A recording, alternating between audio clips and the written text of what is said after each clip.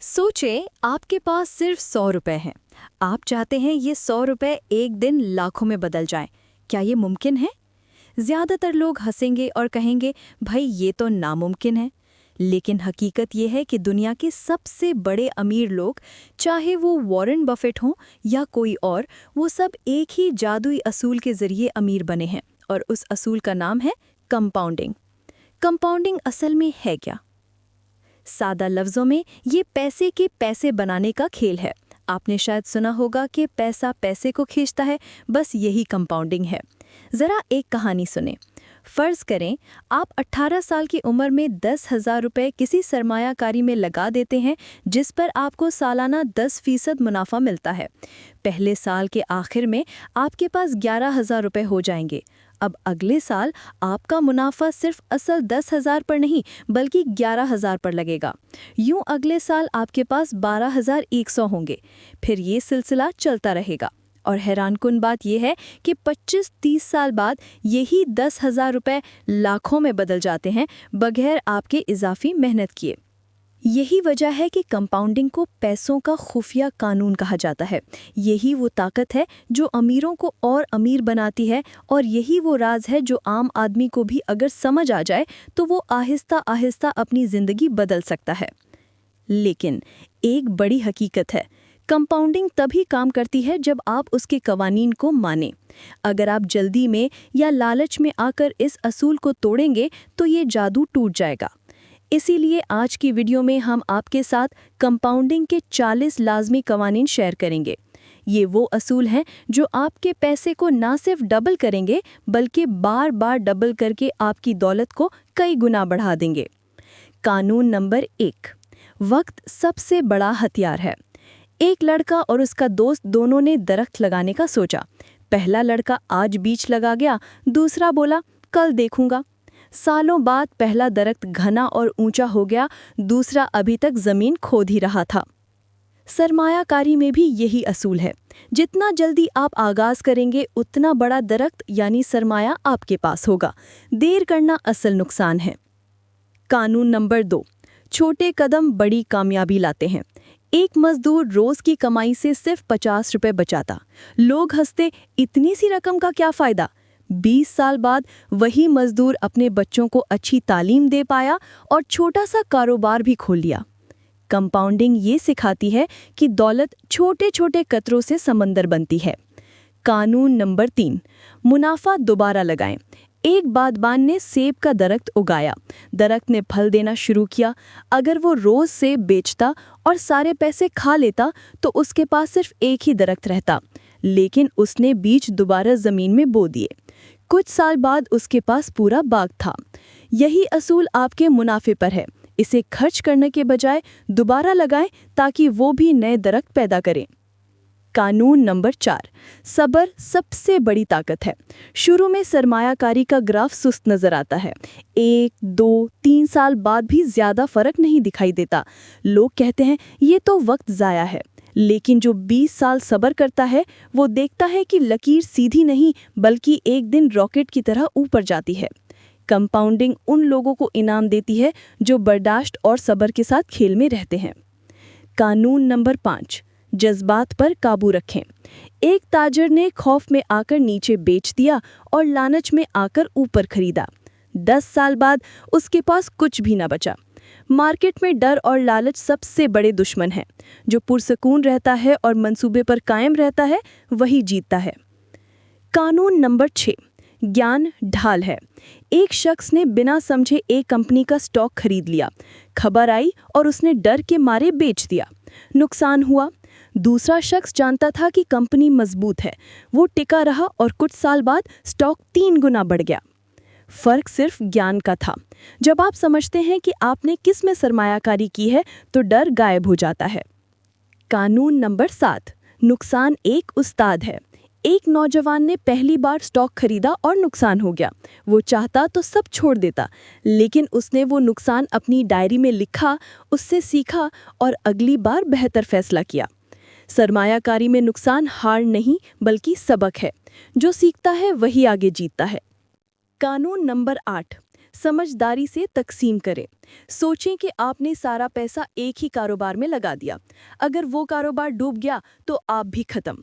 लेकिन अगर आपने कुछ हिस्सा स्टॉक में, कुछ ज़मीन में, कुछ दूसरे कारोबार में लगाया तो एक का नुकसान दूसरे का फायदा पूरा कर देगा। याद रखें, ज़्यादा फैलाव भी नुकसानदेह है। तवाज़ुन सबसे अहम है। कानून नंबर 9, वक्त गुजारना मार्केट पकड़ने से बेहतर है। एक दोस्त रोज सोचता कल खरीदूंगा परसों बेचूंगा। दूसरा दोस्त सादा सा असूल अपनाता है, बस सरमायाकारी को लगाए रखो। सालों बाद दूसरा दोस्त करोड़पति बन गया। पहला अभी भी सही वक्त का इंतजार कर रहा है। मार्केट का वक्त पकड़ने वाला हारता है और मार्केट में वक्त गुजारने वाला जीतता है। कानून नंबर 10, छुपे हुए चोर फीस। अक्सर लोग सोचते हैं कि 1% या 2% फीस कोई बड़ी बात नहीं, लेकिन यही छोटा सा फीसद 30 साल बाद आपकी दौलत का आधा हिस्सा खा लेता है। ये बिल्कुल ऐसे है जैसे लकड़ी को दीमक अंदर ही अंदर खत्म करती है। इसीलिए हमेशा कम फीस वाले रास्ते चुनें, वरना आपकी मेहनत दूसरे की जेब भर देगी। कानून नंबर 11, हर रुपया अहम है। एक दुकानदार रोज का बकाया सिक्का बच्चों को दे देता था।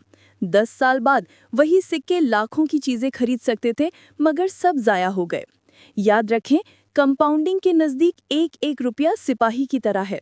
अगर आप उसे मौका देंगे तो वो आपके लिए लड़ेगा, अगर जाया करेंगे तो वो हमेशा के लिए खत्म हो जाएगा। कानून नंबर 12, टैक्स से होशियार रहें।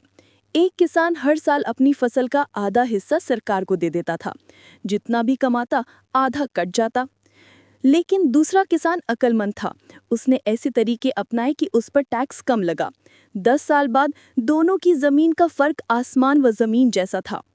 इसी तरह से सरमायाकारी में भी टैक्स कम करने के तरीके तलाश करें, ताकि आपके पैसे को बढ़ने का ज्यादा मौका मिले। कानून नंबर 13, डिसिप्लिन को खुदकार बनाएं। एक नौजवान हर महीने सोचता, इस बार मैं खुद ही पैसे बचाकर सरमायाकारी कर लूंगा। लेकिन कभी शादी में खर्च, कभी दोस्तों के साथ घूमना, सब खत्म हो जाता। दूसरा नौजवान बैंक से ऑटो कट लगवा लेता। हर महीने उसकी तनख्वाह से हिस्सा सीधा सरमायाकारी में चला जाता। सालों बाद फर्क साफ था। डिसिप्लिन पर भरोसा मत करें, ऑटोमेट कर दें। कानून नंबर 14, सिर्फ पैसे ही नहीं, जिंदगी भी कंपाउंड होती है। सोचें, एक तालिब इल्म रोज थोड़ा थोड़ा ज्ञान हासिल करता है। पहले साल में कम लगता है, 5 साल बाद वही बच्चा माहिर बन जाता है। इसी तरह ताल्लुकात, आदतें, ज्ञान सब कंपाउंड होते हैं। अगर आप मेहनत और ज्ञान को मुसलसल बढ़ाते रहेंगे तो आपकी आमदनी भी कई गुना बढ़ेगी। कंपाउंडिंग सिर्फ रुपए का खेल नहीं, ये पूरी जिंदगी का असूल है। कानून नंबर 15, अपनी क्यों तलाश करें। एक लड़का सरमायाकारी शुरू करता है सिर्फ ये सोचकर कि अकाउंट बढ़ेगा तो मजा आएगा। थोड़े दिन बाद वो बोर होकर छोड़ देता है। दूसरा लड़का सरमायाकारी करता है इस ख्वाब के साथ कि मैं अपने पेरेंट्स को रिटायर कराऊंगा। वो कभी नहीं रुकता। नंबर्स कभी इंसान को जिंदा नहीं रखते, लेकिन ख्वाब और मकसद इंसान को हिम्मत देते हैं। अपनी क्यों तलाश करें। कानून नंबर 16, उतार चढ़ाव आम बात है। मार्केट कभी ऊपर जाती है, कभी नीचे। लोग घबरा जाते हैं कि सब खत्म हो गया, लेकिन हकीकत ये है कि यही उतार चढ़ाव असल जिंदगी है। अगर ये ना हो तो मुनाफा भी नहीं होगा। हाँ, सोच समझकर लिया गया रिस्क ही असल मुनाफा देता है। कानून नंबर 27, ज्ञान सबसे महंगी चीज है। एक किसान ने बिना समझे बीज गलत जमीन पर बो दिए, सारी मेहनत जाया हो गई। दूसरा किसान पहले सीखा, समझा और फिर बीज डाला। उसकी फसल कई गुना बढ़ गई। इसी तरह सरमायाकारी में भी ज्ञान ना होना सबसे बड़ा नुकसान है। जो सीखता रहता है वो ज्यादा कमाता है। ज्ञान भी कंपाउंड होता है। कानून नंबर 18, सुस्त रफ्तार ही असल रफ्तार है। ज्यादातर लोग चाहते हैं रातों रात अमीर हो जाएं। वो लॉटरी के ख्वाब देखते हैं या क्रिप्टो के शॉर्टकट्स। लेकिन हकीकत यह है कि जो दौलत धीरे धीरे बढ़ती है वही असल में कायम रहती है। याद रखें, बोरिंग लगने वाला पैसा ही असल में लंबे अरसे तक साथ देता है। कानून नंबर 19, बीज यानी असल सरमाया की हिफाजत करें। अगर आपके पास 10 बीज हैं और आप उन्हें बार बार खा लेंगे तो आपके पास कभी दरख्त नहीं होंगे। असल बीज को जमीन में ही रहने दें। सरमायाकारी में पहला पैसा सबसे कीमती है। अगर आप उसे बार बार खर्च करेंगे तो आपका मुस्तकबिल कभी नहीं बढ़ेगा। असल रकम को खजाने की तरह संभालें। कानून नंबर 20, अनाज सबसे बड़ा दुश्मन है। कुछ लोग सरमायाकारी सिर्फ इसलिए करते हैं कि मैं दूसरों से ज्यादा होशियार हूँ। वो जिद में गलत फैसले करते हैं और नुकसान उठाते हैं। हकीकत यह है कि मार्केट अना को बर्दाश्त नहीं करती। जो झुककर सीखता है और मुस्तकिल मंसूबे पर चलता है वही हमेशा जीतता है। याद रखें, आजिज़ी मुनाफा देती है, अना नुकसान। कानून नंबर 21, माहौल आपकी किस्मत बनाता है। सोचे, एक लड़का दोस्तों के साथ वक्त गुजारता है जो रोज पैसा उड़ाते हैं, गाड़ियां, कपड़े और अयाशी में लगाते हैं। वो चाहे जितना भी बचाना चाहे, धीरे धीरे वो भी वैसा ही करने लगेगा। दूसरा लड़का ऐसे लोगों के साथ बैठता है जो बचत और सरमायाकारी पर बात करते हैं। वो खुद भी वैसा ही करने लगता है। आपका दायरा आपकी छत तय करता है। अपने गिट सही लोग रखें। कानून नंबर 22, बदलते वक्त के साथ बदलें। दुनिया हर रोज बदल रही है। कुछ सनतें खत्म हो रही हैं, नई पैदा हो रही हैं। जो लोग पुरानी आदतों से चिपके रहते हैं वो पीछे रह जाते हैं। सरमायाकारी में भी यही उसूल है।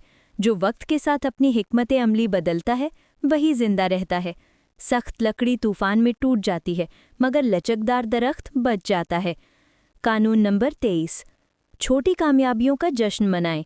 एक शख्स ने पहली बार 1000 रुपये बचाए। दूसरा बोला, इतनी सी बात पर खुशी? लेकिन वो जानता था कि ये उसकी बड़ी कामयाबी की शुरुआत थी। जब आप अपनी पहली छोटी कामयाबी पर खुश होते हैं तो वो आपको आगे बढ़ने की हिम्मत देती है। छोटे कदम ही बड़े धमाकों की बुनियाद हैं। कानून नंबर 24, रिस्क लेना ज़रूरी है। एक किसान अगर सिर्फ बीज घर में रखे और ज़मीन में ना डाले तो कभी फसल नहीं उगेगी। ज़मीन में बीज डालने का मतलब रिस्क लेना है। कभी बारिश होगी, कभी सूखा। सरमायाकारी में भी अगर आप सिर्फ महफूज रहना चाहें तो कुछ हासिल नहीं होगा। हाँ, सोच समझकर लिया गया रिस्क ही असल मुनाफा देता है। कानून नंबर 25, डिविडेंड को दोबारा लगाएं। एक शख्स के पास मुर्गी थी जो अंडे देती थी। अगर वो अंडे खा लेता तो बात वहीं ख़त्म हो जाती, लेकिन उसने अंडे से मज़ीद मुर्गियाँ निकालीं। कुछ साल बाद पूरा फार्म था। डिविडेंड भी यही है। अगर आप उसे दोबारा लगाते हैं तो वो और ज़्यादा दौलत पैदा करता है। यही असल कंपाउंडिंग का जादू है। कानून नंबर 36, मुश्किल वक्त में न रुकें। ज़्यादातर लोग बहरान में सरमायाकारी रोक देते हैं, लेकिन हकीकत ये है कि यही वक्त सबसे ज़्यादा फ़ायदा देता है। जब मार्केट नीचे आती है तो सब चीज़ें सस्ती हो जाती हैं। जो लोग डटे रहते हैं और खरीदते हैं वो बाद में सबसे ज़्यादा फ़ायदा उठाते हैं। तूफान में जो किसान बीज बोता है वही बाद में सबसे बड़ी फसल काटता है। कानून नंबर 27, अपनी तरक्की नोट करें। एक लड़का रोज दौड़ता था मगर कभी वक्त नहीं लिखता था। उसे लगता था वो वहीं का वहीं है। दूसरा लड़का रोज अपना वक्त लिखता और देखता कि हर हफ्ते वो बेहतर हो रहा है। सरमायाकारी में भी ऐसा ही है। अगर आप अपनी तरक्की नोट नहीं करेंगे तो आपको लगेगा कुछ नहीं बदला, लेकिन जब आप हिसाब रखते हैं तो आपको अपनी तरक्की नजर आती है और ये आपको मजीद आगे बढ़ने का हौसला देती है। कानून नंबर 28, तर्ज ज़िंदगी को काबू में रखें। अक्सर लोग जूं ही तनख्वाह बढ़ती है खर्चे भी बढ़ा लेते हैं। बड़ी गाड़ी, बड़ा घर, ज़्यादा पार्टी। लेकिन जो लोग अपनी ज़िंदगी सादा रखते हैं और अजाफी आमदनी को सरमायाकारी में लगाते हैं वही असल में दौलतमंद बनते हैं। याद रखें, खामोश पैसा बढ़ता है, शोर मचाने वाला पैसा ख़त्म हो जाता है। कानून नंबर 29, नाकामी को फीस समझें। एक शागिर्द ने कहा, उस्ताद मैं नाकाम हो गया। उस्ताद ने जवाब दिया, ये नाकामी नहीं, ये तुम्हारी फीस है। सरमायाकारी में भी जब नुकसान हो तो समझें ये आपकी फीस है जो आपको सबक दे रही है। जो लोग सीख लेते हैं वो अगली बार बेहतर कमाते हैं। कानून नंबर 30, घबराहट में न बेचे।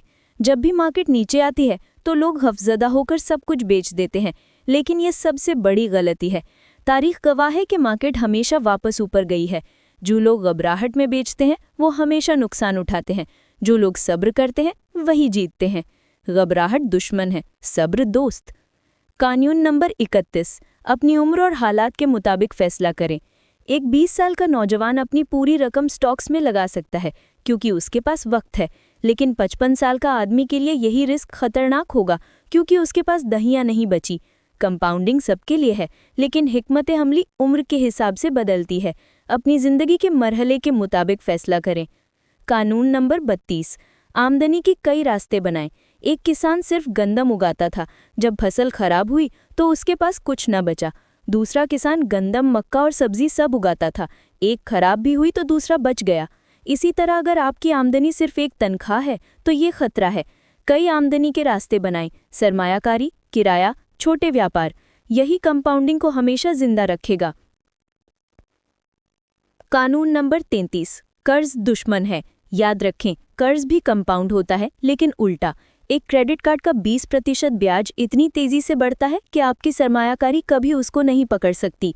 जो लोग जल्दी कर्ज खत्म करते हैं वही असल में दौलत बनाने का मौका पाते हैं। कर्ज को जड़ से खत्म करें, फिर कंपाउंडिंग को दोस्त बनाएं। कानून नंबर 34, कंपाउंडिंग असल में आज़ादी खरीदती है।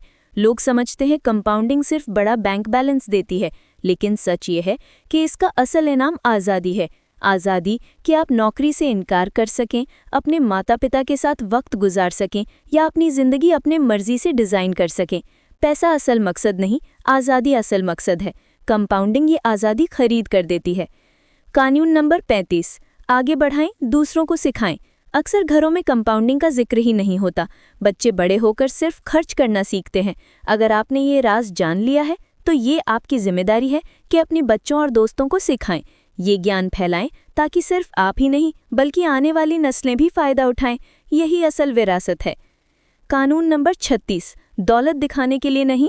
बाजार में 2 लोग थे, एक ने बड़ी गाड़ी, बड़ा घर लेकर सबको दिखाया, दूसरा आम कपड़ों में रहता मगर सरमायाकारी में लगाता रहा। सालों बाद पहला कर्ज में डूबा हुआ था, दूसरा खामोश करोड़पति। दौलत दिखाने के लिए नहीं, बनाने के लिए होती है। खामोश पैसा बढ़ता है, शोर वाला खत्म हो जाता है।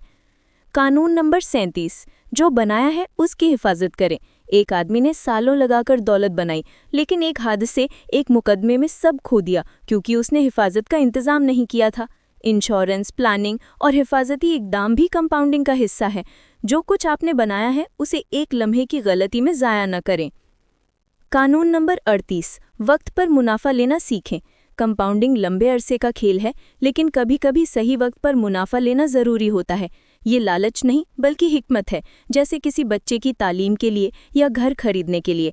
याद रखें, मकसद पैसा जमा करना नहीं बल्कि ज़िंदगी बेहतर करना है। कानून नंबर 39, जायज़ा लेते रहें। सेट करके भूल जाओ एक झूठ है। ज़िंदगी बदलती है, ख्वाब बदलते हैं और मार्केट भी बदलती है। हर कुछ अरसे बाद अपनी सरमायाकारी का जायज़ा लें, देखें कि आपका रास्ता आपके मकसद से मेल खाता है या नहीं। कंपाउंडिंग को अकेला मत छोड़ें, उसे रहनुमाई दें। कानून नंबर 40, ईमान ही सब कुछ है।